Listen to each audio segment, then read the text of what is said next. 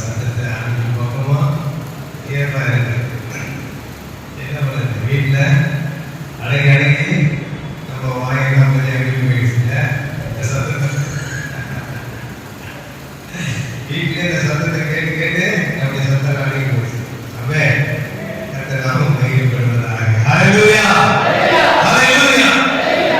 தேவ நாமம் மகிமைப்படுவதாக. எழுதுறது வாக்குத்தத்தத்தை வாசிப்போம். வசனத்தை சொல்லி வசதா நீ வராதுன்னு சந்தோஷமா இருக்குமா?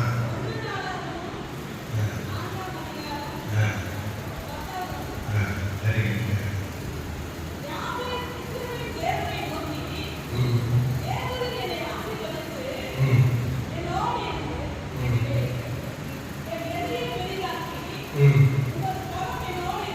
உமது கரம் என்னோடு இருந்தது,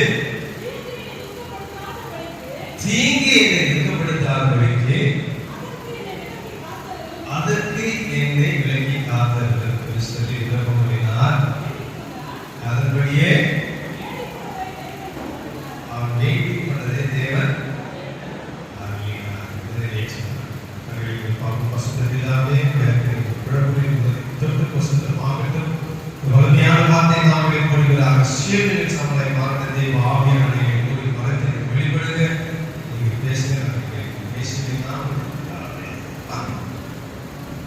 கர்த்தர் நாமம் மகிமைப்படுவதாக. வாக்கு கருத்தை குறித்துதான் விளக்கத்தை நாம் கேட்கலாம். போயிட்டு முக்கியமான நம்முடைய வார்த்தைக்குள்ளாய் நடந்துவோம். தீங்கினை துக்கப்படுத்தாதபடிக்கு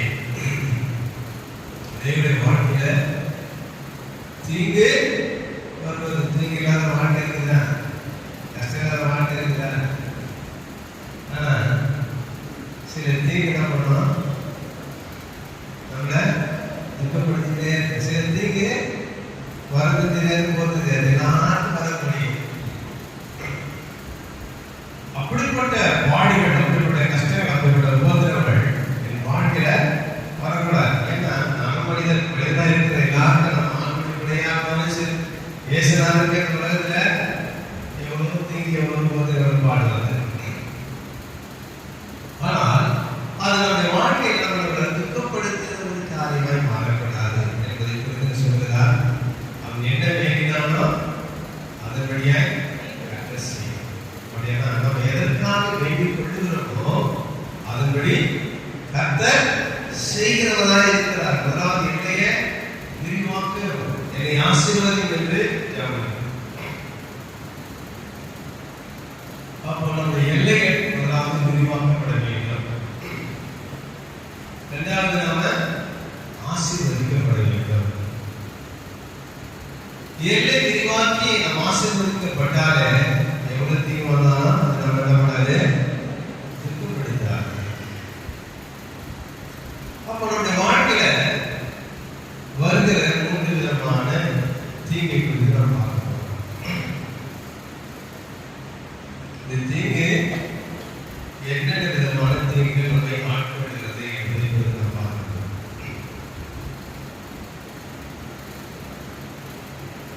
எதனாலே நம்முடைய வாழ்க்கையில தீங்கு வருது,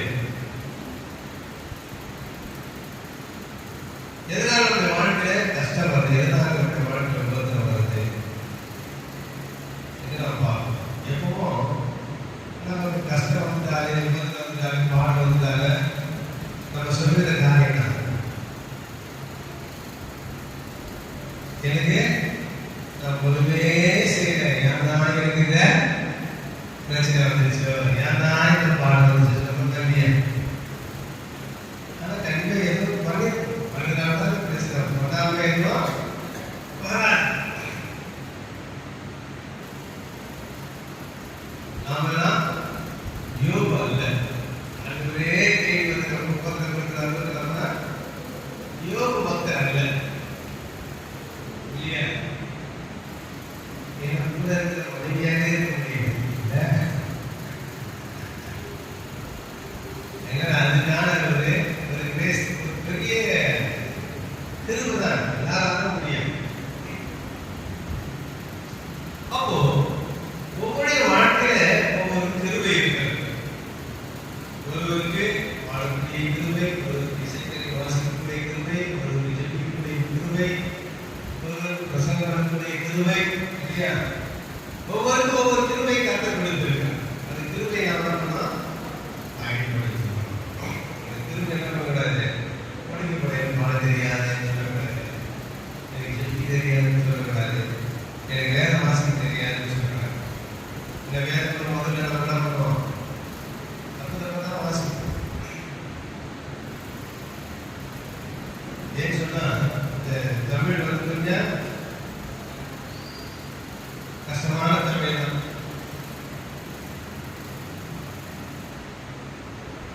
இதுல நிறைய சமஸ்கிருதம் மிக்சான தமிழ் வேற.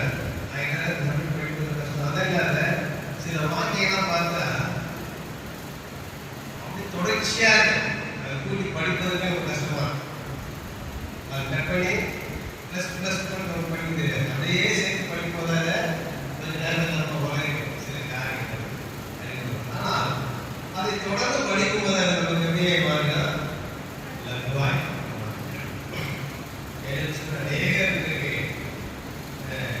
பெரிய படிப்பதற்காக படிப்பதற்காகத்தான் ஆண்டு வசனத்தை கற்று பிரசங்கை வைக்கக்கூடியவர்களாக இருக்கிறாங்க. உதாரணத்துக்கு இப்போ பிரதர் வர்றாங்க, அவர் வந்து சுத்தமா எனக்கு அண்ணன் தமிழ் மாதிரி இருப்பாரு. அவருக்கு பாடல்கள் நடத்தாங்க. அந்த அளவுக்கு அவரு ஒன்றும் தெரியாது, தமிழ் படிக்க தெரியும். ஆனா எனக்கு வசதி தெரியாது. அவர் மெயின் வசனம் தான் தெரிஞ்சது மனப்பாடமா எதற்காக சொல்றாங்க? கர்த்தரை கேட்கும்போது, கர்த்தருக்காக நேரத்தை செலவழிக்கும் போது வாயில் நுழையாத வார்த்தையை ஆண்டவர் நுழையிருக்கிறார். அல்லேலூயா. நம்முடைய வாழ்க்கையில் முதல் வருகிற தீங்கு எதனால் வருகிறது என்பதை குறித்து நம்ம வாசிப்போம். எரேமியா தீர்க்கதரிசி புத்தகம் 26ஆம் அதிகாரம் 3வது வசனம்.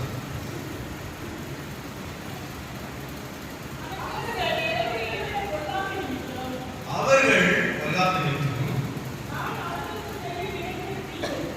நான் அவருக்கு செய்யும் தீங்குக்கு போதும். என்ன சொன்னாரு? பொல்லாப்பின் நிமித்தம் நம்முடைய வாழ்க்கையில வருது தீங்கு. அப்போ நம்முடைய வாழ்க்கையில முதல் வருது தீங்கு எதனால? சொல்லுங்க. அது மட்டும் வராது. ஆசீர்வாதம் தான் வாய எல்லாம் தெரியும். நாம செய்கிற பொல்லாப்பின் நிமித்தமாய் முதல் நம்முடைய வாழ்க்கையில வருது தீங்கு. அப்ப முதல் நம்முடைய வாழ்க்கையில வர தீங்கு நம்முடைய பொல்லாப்பின் நிமித்தமாக.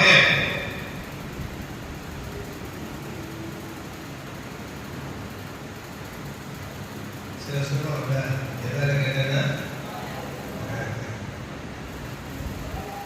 நம்ம சும்மா தான் பிரச்சனை கிடையாது. நம்மளே வாங்கிட்டு நம்ம வாங்கிட்டு.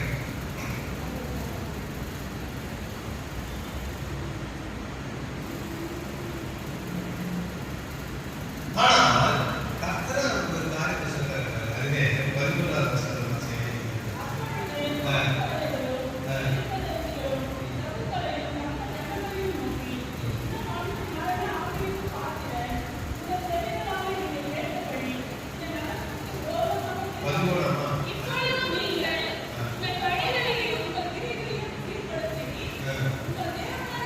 உங்களுடைய வழிகளை சீர்படுத்தி சத்தத்தை கேளுங்க. விரோதமாய் சொன்ன தீங்குக்கு மனசாபப்படுவார். அப்படின்னா முதல் நம்ம வாழ்க்கையில வருகிற தீங்கு என்ன சொன்னா, நாம் கர்த்தருக்கு பிரியமில்லாத சில காரியத்தை செய்கிறோம். நம்முடைய வாழ்க்கையில வந்து தீங்கு வருது. அதை முதலாவது நம்ம என்ன பண்ணணும்? சீர்படுத்திக்கணும். அதை சரி செய்து கொள்ளணும்னு சொல்றாரு. அதை சரி செஞ்சுட்டு இப்ப என்ன பண்ண ஆண்டவர் நோக்கி நம்ம அப்ப ஆண்டவர் நம்ம மனஸ்தாபப்பட்டு அந்த தீங்காக மனஸ்தாபப்பட்டு அந்த தீங்கை நம்ம விட்டு விடலாம். அப்படி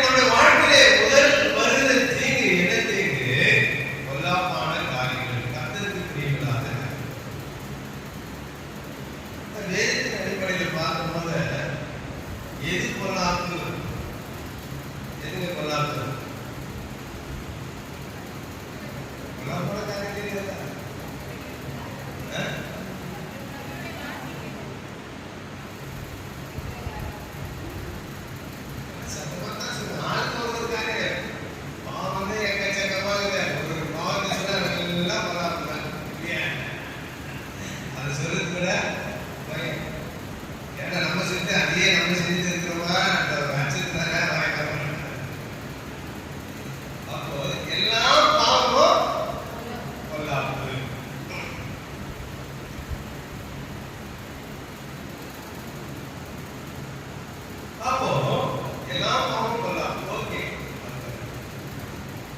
கர்த்தருக்கு பிரியமில்லாத செய்யறதும் கர்த்தருக்கு பிரியமில்லாத செய்யறதும் கர்த்தருக்கு எதெல்லாம் பிரியம்?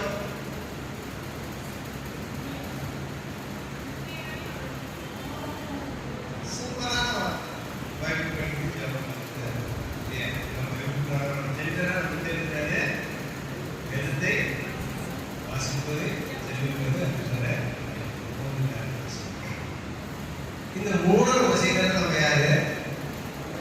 கர்த்தருக்கு பொல்லாப்பு செய்யறவர். பெரிய கர்த்தர் பொல்லாப்பு செய்யறவர். புரியுதுங்களா? அப்போ இந்த பேசிக் அடிப்படையான காரியத்தை நம்ம செய்யணும். நம்ம யாருன்னா கர்த்தருக்கு பொல்லாப்பு செய்யணும். அப்போ இதுல இருந்து நம்ம தெரிஞ்சுக்கணும். அப்பதான் இந்த பேர் என்ன பண்ணாரு? மனசால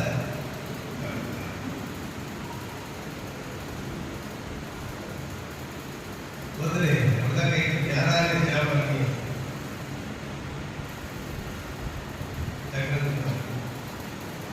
கரெக்டா 3 வேளை ஜாபம் பண்ணிக்கணும். டெய்லி என்ன நடந்தாலும் 3 வேளை மட்டும் ஜபிக்க மறக்கவே மாட்டோம். கரெக்டா ஜாபம் எப்பயா காலையில் டிஃபன் சாப்பிடும் போது, மதியானம் சாப்பிடும் போது, நைட்டு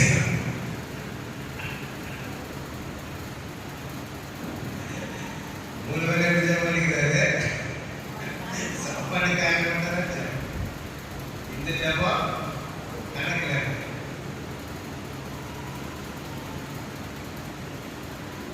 அதே மாதிரி டெய்லி நம்ம படிப்பீங்க.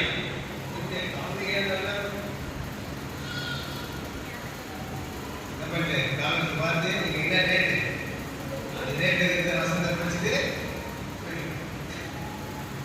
இது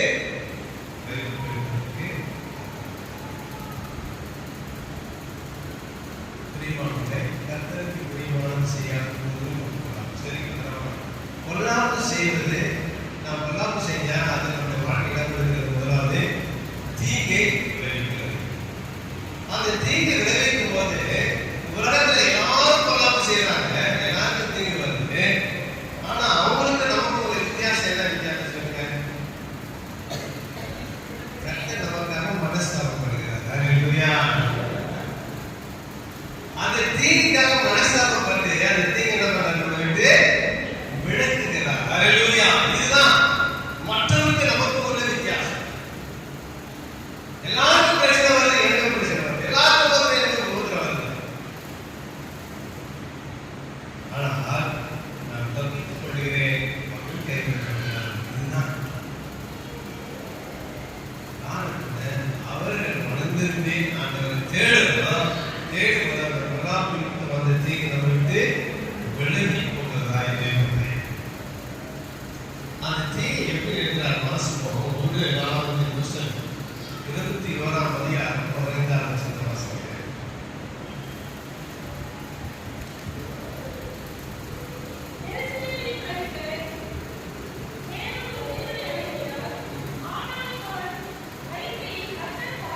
கர்த்தர் பார்த்து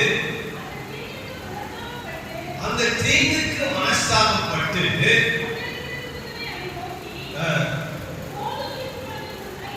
போதை நிறுத்துவாங்க.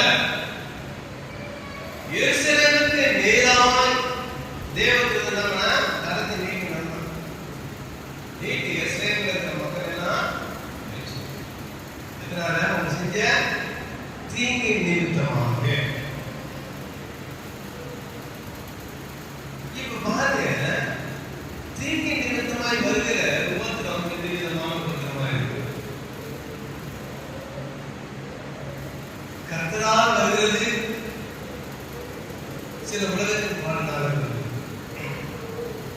கர்த்தர் கொடுக்கிற அந்த தீங்கு கர்த்தர் மனசாக போதும் நிறுத்துவான்னு இருக்கிறார்.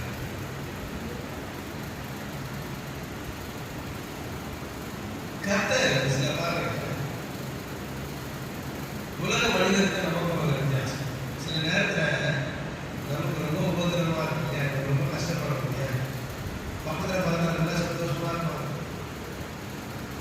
ஆத்திரம் பண்ணி ஞானியம் வந்து நல்லா தான் எனக்கு மட்டும் ஏன்னா இருப்பாங்க நம்ம சொல்ற இல்லையா, நம்மள யாரும் ஆண் எடுக்கல, அது உலகத்தால் வாழ்ந்துருக்குல்ல.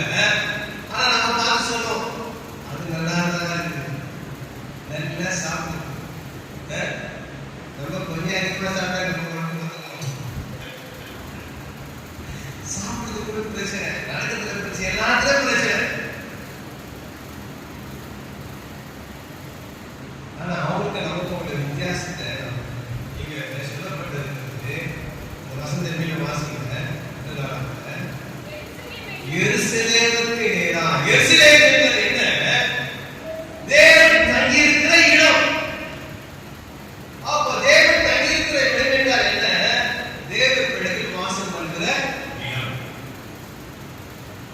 அப்போ ஆண்டவர் நம்முடைய வாழ்க்கையில கொண்டாந்து செய்யறதுன்னா நீங்க நான் யார் கொடுக்கிறாரு? உலக மக்களுக்கு அல்ல, நமக்கு. ஆயிரம் சொல்ற சைக்கிளக்காரன் உபத்திரப்பட்டது நல்லது மாணவர்களே, அந்த தீங்கு வரலன்னு சொன்னா, அந்த பாடு வரலன்னு சொன்னா என்ன பண்ணிருக்க நல்லவனா மாறி இருக்க மாட்டேன், திருப்பி அந்த பாவத்தை செஞ்சுக்கிட்டு தானே இருக்கிறேன். அப்போ உலக மக்கள் அதே தீங்கு செய்யறாங்க, நல்லா இருக்கிறான். காரணம் அவன் போற இடம் வேற, நம்ம போற இடம் வேற. அல்லேலூயா. நம்மை பக்குவப்படுத்துகிறார், நம்மை பசுத்தப்படுத்துகிறார், நம்மை குணமிடுகிறார். ஆனால் எருசலேமுக்கு நேராக ஆண்டவர் வாசம் பண்ணுகிற ஆண்டவர் பிள்ளைகள் இடத்துலதான் சொல்றாங்க உபத்திரத்தின் புகையிலே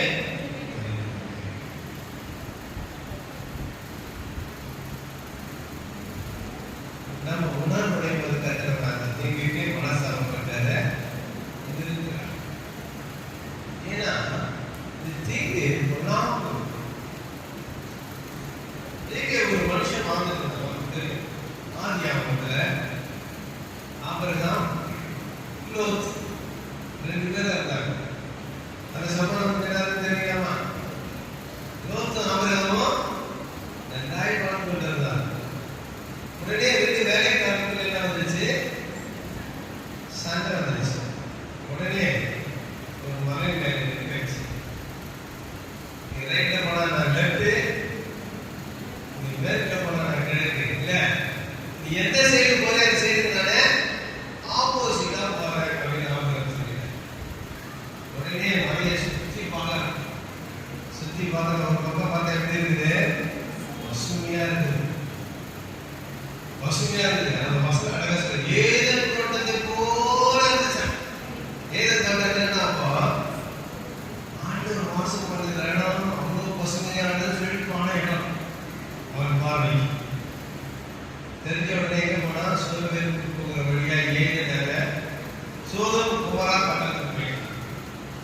பார்ப்பதற்கு செழிப்பாகவும் அழகாகவும் காணப்பட்டது. அந்த தேசம் எப்படிப்பட்டதா இருந்தது? பாவம் நிறைந்தது. பிரியமானவர்களே, இந்த பொல்லாப்பு பாருங்க, நம்முடைய பார்வைக்கு பார்க்கும்போது எல்லாம் தெரியும். தோட்டத்து பார்வையா அழகா தெரியும், மகிழ்ச்சியாய் தெரியும், ஆசீர்வாதமா தெரியும். சில நேரங்களில் வளர்ந்து பிள்ளைகளாக கடந்து வந்திருக்கிறீங்க. வளர்ந்து பிள்ளைகளுக்கு சரி இப்பெல்லாம் என்ன சொல்லுவோம், முதல்ல சில நேரத்தில் சில பசங்க எல்லாம் போகிற ட்ரெஸ் ஆட்டம் பண்ணலாம் பார்க்கும்போது நம்ம கூட நம்மளே அனுபவிக்க முடியலையே. ஆனால் பார்க்கறது சரி பார்த்தவா நான் என்ன இருக்குது ஆபத்து இருக்கிறது. அல்லேலூயா. இப்போ சாராயத்தை குடிச்சா ரொம்ப சந்தோஷமா இருக்கலாம், கவலை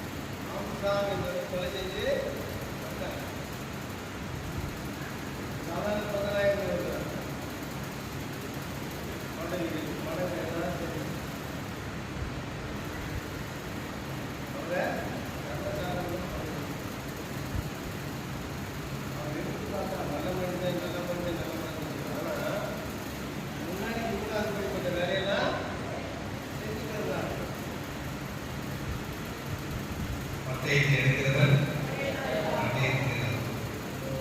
உலகத்துல உயர்ந்த இடத்துல போவாங்க, நல்ல செல்வியோட நல்ல பாதுகாப்போட கூட இருக்கிறான். நீ செய்த அற்புதத்தினுடைய பலனை கேள்வி உலகம் அப்படிதான் உயர்ந்தா கொண்டு போவான், பட்டுகிற காரணம்.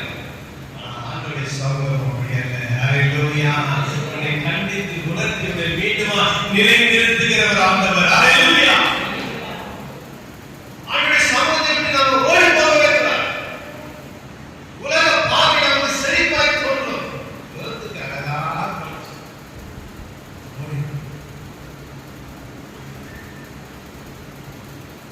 என்ன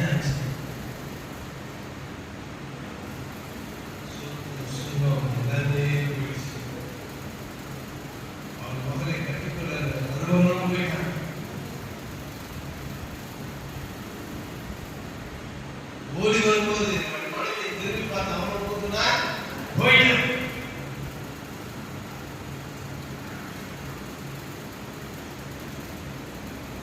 யார் நீதிமான்? யோசேப்பு நீதிமான். அவன் நிமித்தம் அவன் குடும்பம் ரட்சிக்கப்பட்டது. ஆனால் மனைவியோ நீதிமானாக இருந்தாலும் ஒருத்தர் நிமித்தம் அந்த குடும்பம் ரட்சிக்கப்பட்டது. ஆனால் ஒருவர் மீது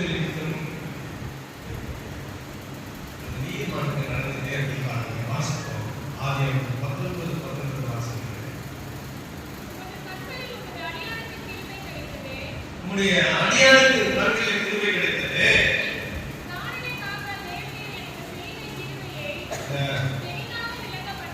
வெகுதாக விளக்கப்பட்டேன்.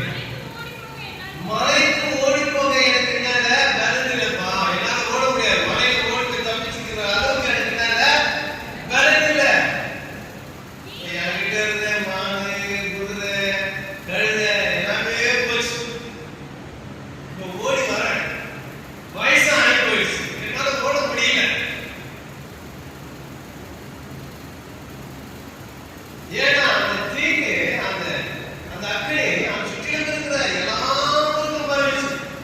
பாசியில காடு ஏறி அமசன் காடு முழுவதும் அப்படி 10 பேர் வரைக்கும் அடைக்க முடியாம அது மாதிரி எனக்கு தெரிஞ்சது நினைக்கிறேன். அப்ப ஆண்டவர் பார்த்து வாசிக்கல, தீங்கு என்னை தொடரும், நான் மரித்து போவேன். அந்த ஊர் பக்கத்துல ஒரு சின்ன கிராமம் இருப்பாங்க. நான் அந்த மலைக்கு ஓடி போறதுக்குள்ளே தீங்கு எனக்கு தொடர்ந்துட்டே வரும். ஏன்னா அந்த ஓடுறதுக்குள்ளேயே எனக்கு வயசான மூச்சு திணறியே நான் செத்து போயிடுவோம். அந்த அளவுக்கு என்னால தாங்க முடியும். உயிர் பக்கத்துல ஒரு ஊர் இருப்பாங்க. ஊர்ல போய் நானு கத்தர் ஞாபகத்தை கேட்டு அந்த ஊருக்கு அவ்வளவு அனுப்பிச்சிட மாட்டேன். அந்த ஊரையும் காப்பாற்றினார். ஹல்லேலூயா. பிரியமானவர்களே, எல்லாருக்கும் மிகுந்த நமக்கு தீங்கு ஏற்பட்டாலும் அந்த தீங்கின் வேலையில ஆண்டவரை நோக்கி நாம் ஜெபம் பண்ணும்போது அந்த தீங்குக்கு கர்த்தர் விலக்கி காக்கிறவராய் இருக்கிறார். ஹல்லேலூயா. எனக்கு பலன் இல்லை. சில நேரத்தில் நாம் உணர்ந்தபடி ஜெபம் பண்ண முடியல, படுத்து ஜெபம் பண்ண முடியல. நாம் படுத்துட்டே நிறைவேற்றணும் நாம் ஜெபம் பண்ணலாம். ஆனால் அந்த ஜெபத்தின் கர்த்தர் கேட்டு நமக்கு ஆசீர்வாதம் தருகிறவராய் இருக்கிறார். நம்முடைய நிலைமையை அறிந்தவராய் இருக்கிறார். முதல்ல நம்ம வாழ்க்கையில் வருகிற காரியம் என்ன காரியம் சொன்னா, அதாவது நம்முடைய பொருளாதார நிலைமை.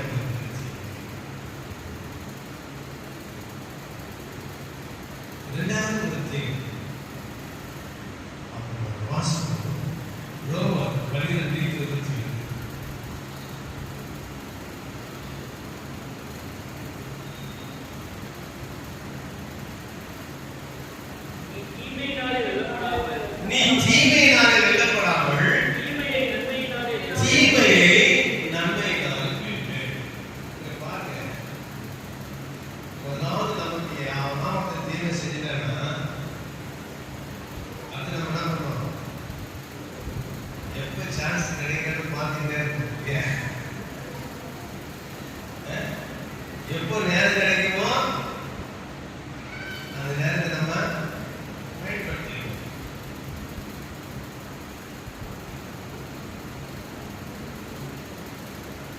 தீமைக்கு தீமை செய்வதும்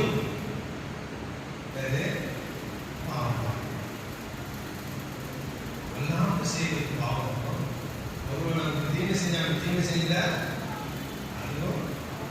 அதுக்கு நாம என்ன செய்யணுமா? எப்படியாடா செய்யணும்? தீமை செய்யாத சரி, ஓகே, மனசை கொஞ்சம் உறுதிப்படுத்தி தீமை செய்யாது. ஆனா அவன் நன்மை செய்ய முடியுமா? கொஞ்சம் கஷ்டமா இல்ல. செய்யும். ஏன்னா நீ ஆசீர்வதிக்கும் போது அவன் தலைமையில் என்ன நினைக்குமா? போயிருக்கோம். நீ சமைச்சின்னு சொன்னா ஆசீர்வாதம் அவனுக்கு போயிடும். அந்த அக்கி யார் மேல வந்தா? உன் அம்மா மேல வந்தா.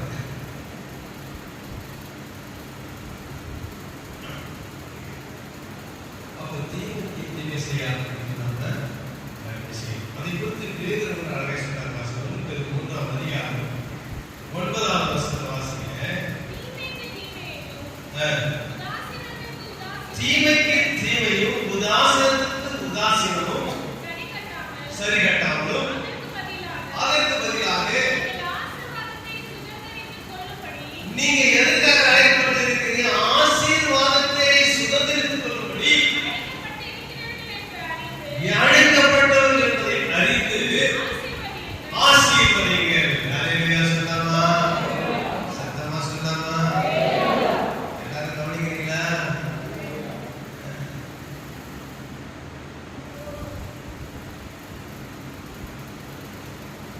தீமைக்கு நாம தீமை செய்யக்கூடாது. ஏன்னா நாம் எதற்காக அழைக்கப்பட்டிருக்கிறோம்? ஆசீர்வாதம் பெறுவதற்காக ஆண்டவர் எதுக்கு அழைச்சாரு? ஆசீர்வாதத்துக்கு தான் அழைச்சாரு. நம்ம சபைக்கு வர அழைச்சாரு. ஆசீர்வாதத்துக்கு அழைச்சாரு. அப்போ ஆண்டவர் அழைத்த அந்த ஆசீர்வாதத்தை நாம் பெற்றுக்கொள்ளணும்னு சொன்னா நம்ம என்ன சொல்லணும்னா, தீமை செய்கிறத ஆசீர்வதிங்க. ஆமென். நீங்க ஆசீர்வாதத்தை பாக்குறீங்க அப்படின்னா என்ன பண்ணணும்? இந்த ஆசீர்வாதம் வர வாயில் என்ன பண்ணுறது? சாபமான வார்த்தை வரக்கூடாது. அல்லேலூயா.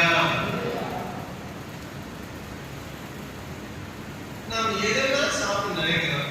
சின்ன சின்ன வார்த்தைகள் நம்ம சமமா சொல்றோம், நமக்கு தெரியாம சொல்றோம். வீட்டுல சராசரி நடக்கிற ஒரு காரியம் என்னென்ன காரியம் சொல்லுங்க?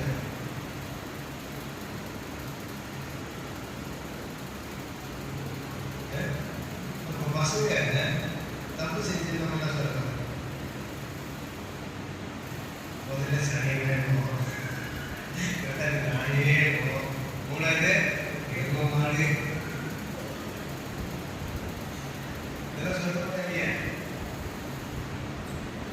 அப்படி வாங்கிட்ட ஆசீர்வாதம் நம்மளே நம்மளுடைய சனின்னா நாமளே சனியணும். நாய்க்கு பொழுது நாய் பிடிக்குது, பேய்க்கு பொழுது அப்ப நாம நம்மளுடைய சனியில நாயே பேய அப்படின்னு சொன்னதுனாலதான் அதன் பெற்றுல அங்கே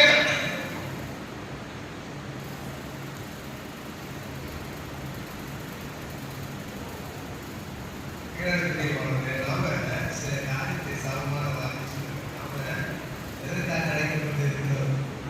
ஆசீர்வாதத்தை பெற்றுக்கொள்ளும்படியே அழைக்கப்பட்டிருக்கிறோம். வாழ்க்கையினாலே நாம் பிள்ளைகளை ஆசீர்வதிக்கிறோம். ஈசாக்கு மற்றொரு ஆசீர்வதித்தான். ஏசா வந்தான், ஒரு ஆசீர்வாதம் இல்லையா கெஞ்சினான்.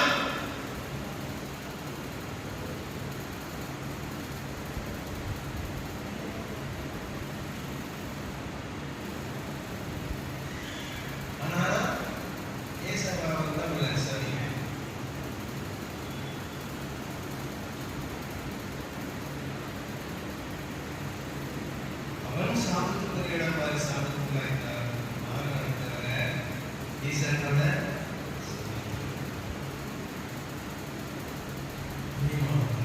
நாம் செய்யக்கூடிய முதலாவது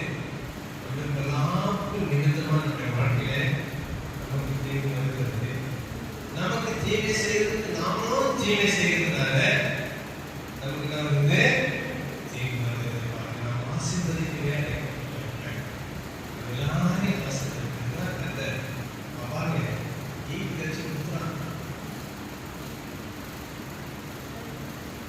எவ்வளோ கொடூரமான காரியத்தை செய்து கொண்டிருக்கிறார். அப்போதான் ஆண்டவர் சொல்லிவிட்டாரே, இவர்கள் செய்கிறது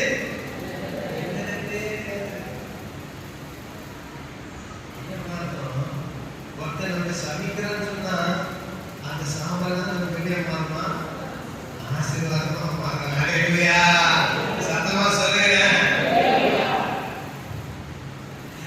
ஒருத்தர் நம்ம எவ்வளவு சபிச்சாலும் அது நமக்கு வெளியே மாறுது, ஆசீர்வாதமா மாறுது.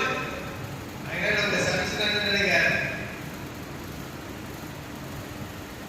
அப்படி நடக்கிற உலகம் பிளஸ் ஆகிக்குது.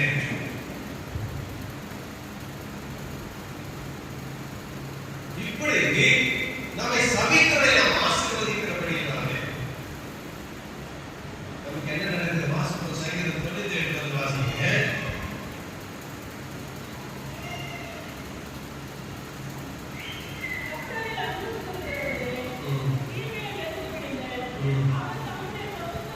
தீமையை வெறுத்துடுங்க. தீமைக்கு தீமை செய்கிறீங்க, அந்த தீமையை என்ன பண்ணுங்க? வெறுத்துடுங்க. தம்முடைய பரிசுத்தவான்களின் ஆத்துமாவை காப்பாற்றி துன்மார்க்கனின் கைக்கு அவனை தப்புவிக்கிறவனாய் இருக்கிறார். நீ அவனுக்கு தீமைக்கு தீமை செய்யாத. உனக்கு விரோதமாக வந்த துன்மார்க்கன் சொன்னால் அந்த துன்மார்க்கனுக்கு விலகி கர்த்தர் காத்துக் கொள்வார். நீ அவனை யுத்தம் பண்ண வேண்டிய அவசியம் இல்லை. இஸ்ரவேல் மக்கள் எகிப்திலிருந்து கடந்து வரும்போது நீங்கள் சும்மா இருப்பீர்கள், உங்களுக்காக நான்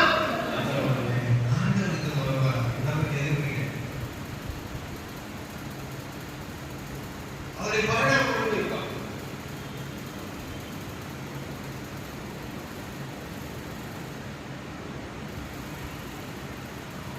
சில நேரத்தில் நம்ம நினைக்கிறோம், ஏன் ஒவ்வொருத்தரும் ஞாபகம் போவாங்க, நல்லா இருந்தாங்க நினைக்கிறேன், நாம போகிற அவங்க போகிற ஹல்லேலூயா. நமக்கு வைக்கப்பட்டிருக்கிற மகிமை வேற, அவருக்காக வைக்கப்பட்டிருக்கிற மகிமை வேற. இந்த உலகத்துல தான் பாவம் சந்தோஷம் போடுது இல்லையா? அதுக்கு நம்ம ஏன் காரணம்? ஏன்னா இங்க வாழும்போது அதிகபட்சம் ஒரு மனுஷன் 100 வயசுக்கு மேல வாழ்றாங்க. நம்ம பாடுபட 100 வயசுக்கு மேல பாடுபட போறோமா? ஆனா தேவனுடைய ராஜ்யத்தில் நித்திய நித்திய காலமாய் மகிமைக்குள்ளாய் சந்தோஷத்துக்குள்ளாய் கடந்து போகிறோம். அந்த ஆசீர்வாதத்தை பார்க்கிறவர்களாய் நாம் இருக்கிறோம். முதல் தீங்கு நாம் செய்கிற பொல்லாப்பில் ஒளிப்பாய் வருகிறது. இரண்டாவது தீங்கு நமக்கு தீமை செய்கிறது, நமக்கு தீமை செஞ்சால் வருகிறது. மூணாவது தீங்கு வருகிறதுதான் ரொம்ப முக்கியமான ஒன்று.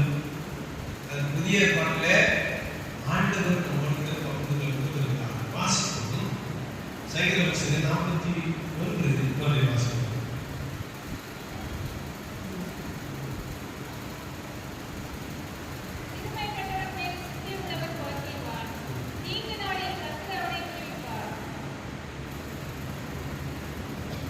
சிறுமைப்பட்டவனுக்கு சிந்தை உள்ளவன் ஆட்சியவன், தீங்கு நாளிலே அவனை காப்பான். அப்படின்னா சிறுமைப்பட்டவனுக்கு உதவி செய்யணும்னு சொன்னா தீங்குல காக்க மாட்டான்னு உதவி செஞ்சா ஆண்டவர் மத்திய 25 அதிகாரத்தில் சொல்றாரு, தன் பசியாயிருந்து வஸ்திரமில்லாதிருந்தே. அப்போ இதெல்லாம் எதை குறிக்கிறது? சிறுமைப்பட்டவனுக்கு சுத்தை, இல்லாதவனுக்கு கொடுக்கிறது. அப்ப இல்லாதவனுக்கு நீ கொடுக்கிறதுன்னா அநேக வாழ்க்கையில தீங்கியாங்க. அப்போ கொடுக்கிற அனுபவம் நமக்குள்ளாய் வரணும். நீ எப்படி வாழ்ந்த என்று ஆண்டவர் கேட்கிறார். நீ எவ்வளவு அற்புதங்கள் செஞ்சேன்னு கேட்கிறார்.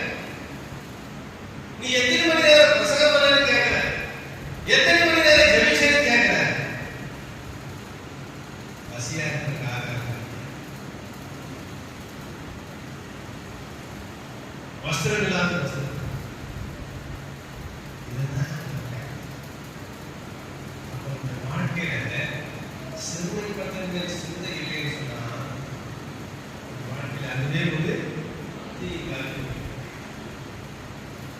ஏன் சொன்னா நிறைய பேர் நம்ம கொஞ்சம் அதை மாற்றி பார்க்கணும். கொஞ்சம் இல்லாதப்பட்டவங்க, கொஞ்சம் வறுமையில இருக்கிறவங்க, சில கொஞ்சம் அலுவலகத்தில் தலைமைக்காக நம்ம சொல்றோம். அவங்க தான் நம்ம பேசுறது நம்ம ஒதுங்கி தான் நம்ம பக்கத்தில் உட்காந்தவங்க கொஞ்சம் ஒரேக்கு தள்ளி போய் உட்காந்து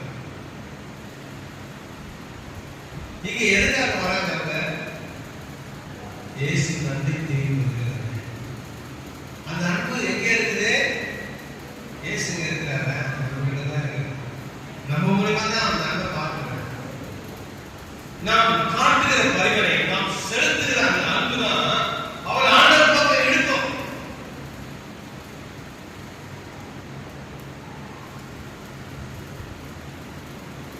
அவர்கள் ₹100 கொடுக்கிறவராக இருந்தாலும் சரி, ₹10 காட்டி கொடுக்கிறவராக சரி, அவங்களால உள்ளது ₹10 வாரமோ ₹1000 முன்னாடிங்கிற வைக்கிற அந்த காலகட்டத்தில் யாரும் ஒரு மனதோடு நேசிக்கிறார்.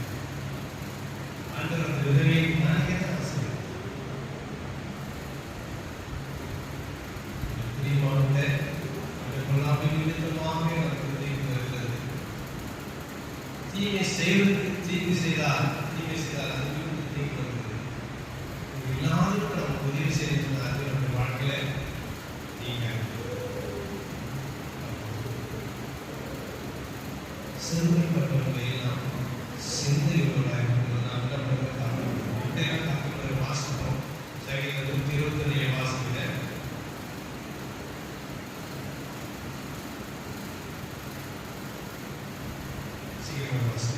சங்கீதம் 127 கர்த்தர் நான் தீங்குக்கு விலக்கிக்காமல் நீ சிறுமைப்பட்ட மேல சிந்தை வச்சேன்னு சொன்னா உன் வாழ்க்கையில எவ்வளவு பெரிய தீங்கு வந்தாலும் எல்லா தீங்கும் அவர் விலக்கி காக்கிறவராக இருக்கிறார். அடுத்த வாசம் சங்கீதம் 27:5 வாசிங்க.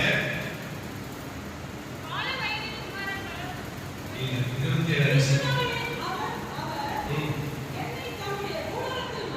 கூடாரத்தில் மறைத்து ஒளித்து வைத்து கண்மலையை உயர்த்துகிறவராக தீங்கு நாளிலே என்ன பண்ணுறாரா? நம்ம மலையில ஒளிச்சு வச்சு நம்மை பாதுகாக்கிறவராக இருக்கிறார். எல்லா காரணத்தையும் தேவன் எல்லா சத்தமாக சிறுமை பட்டாமே ஒரு சிந்தை நீ மாறினா இதுதான் வாழ்க்கையில மகிமையான காரியமா இருக்கிறார். ஆண்டவர் கேட்கிற காரியமா பசியா இருந்த தாகமா இருந்த வசனங்களா இருந்த அப்படிப்பட்ட ஒரு அனுபவம் நமக்குள்ள இருக்குன்னு சொன்னா அந்த உலகத்துல புராணமான தீங்கு வந்தாலும் என்ன பண்ணுவாரு? கூடார ஒளித்து வைத்து பாதுகாப்பார். ஹல்லேலூயா. எல்லா தீங்குக்கும் விலக்கி காக்கிறவர் நம்முடைய கர்த்தராக இருக்கிறார்.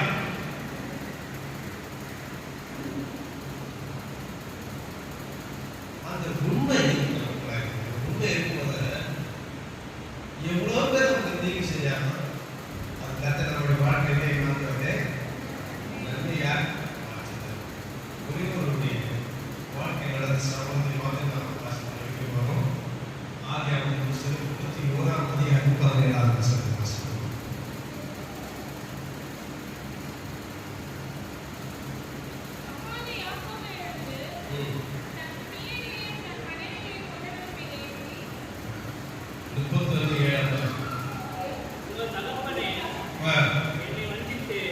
உங்கள் தகப்பனே என்னை வஞ்சித்து சம்பளத்தை 10 முறை மாற்றினார். 10 முறை சம்பளத்தை மாற்றினார். ஆனாலும் அவன் எனக்கு தீங்கு செய்ய தேவன் அவனுக்கு இடம் கொடுக்கவே இல்லை. எல்லா கர்த்தரை நிச்சயமே மகிமைப்படுத்துவார். ஹல்லேலூயா. பிரைஸ் 10 முறையில 10,000 முறை உனக்கு விரோதமாய் ஒருத்தர் தீங்கு செய்ய நினைத்தான்னு சொன்னா கர்த்தர் ஒரு நாள் விடவே மாட்டார். ஹல்லேலூயா. தீங்கு நாளிலே உங்களை கூடாரம் மலையிலே பாதுகாக்கிறவராக இயேசு கிறிஸ்து. இதனாலே எல்லாருக்கும் உடன்படாதீங்க. தீமை செய்யாதீங்க. சிறுமைப்பட்டவர்களுக்கு உதவி செய்யுங்க. அப்படி உதவி செய்யும் போது உன் வாழ்க்கையில எவ்வளவு தீங்கு வந்தாலும் எல்லாவற்றிலும் காக்கிறவராக இருக்கிறார். ஒரு உனக்கு எவ்வளவு தீங்கு செய்தாலும் அந்த தீங்கு உன்னை மேற்கொள்ளாதவர்களுக்கு பாதுகாத்து கர்த்தர் ரத்தத்தனையா இரு பரிவாரங்களோடு திரும்பி வரத்தக்கதான ஆசீர்வாதத்தினால் உங்களை நிரப்புகிறவராக இருக்கிறார். இதுதான் தீங்கு என்னை துக்கப்படுத்தாதபடி கர்த்தருடைய கரம் இருக்குன்னு சொல்றாங்க. தீங்கு வரும், அந்த தீங்கை நம்ம துக்கப்படுத்தாது. யாக்கோபுக்கு ஒரு தீங்கு வந்துச்சு, அது துக்கப்படுத்தல. கர்த்தர் அவரிலிருந்து அவனை விடுவித்தார். ஹல்லேலூயா. உன் வாழ்க்கையில துக்கம் வரும், கர்த்தர் உன்னோடு இருந்தாரே, உன்னை விடுவிக்கிறவராக இருக்கிறார்.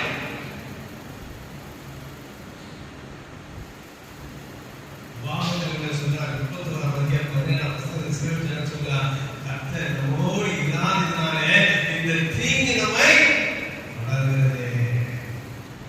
கர்த்தர் நம்மோடு இல்லைன்னு சொன்னா தீங்கு நம்ம தொடரும். கர்த்தர் நம்மோடு இருப்பான்னு சொன்னா எந்த தீங்கு நம்மை தொடராது. ஹல்லேலூயா. கர்த்தர் யாக்கோபோடு கூட இருந்தார், எந்த தீங்கும் அவனை தொடரவில்லை. எல்லா தீங்கையும் கர்த்தர் விலக்கி காக்கிறார். வாழ்க்கையில் எல்லா தீங்கையும் விலக்கி காக்க வேண்டும் என்று சொன்னார். பொல்லாப்பை விட்டு விலகி தீமைக்கு தீமை செய்யாததை காத்துக்கொண்டு சிறுமிப்பட்டவர்களுக்கு உதவி செய்யும். கர்த்தர் நாம் பொல்லாப்புக்கும் தீமைக்கும் விலக்கி காக்கிறவராக இருக்கிறார். கர்த்தரை மொழி நாம் செய்வோம். ஆண்டவரை விசுவாசிக்கிறேன். ஜீசஸ் வாதை உந்தன் கூடாரத்தை அணுகா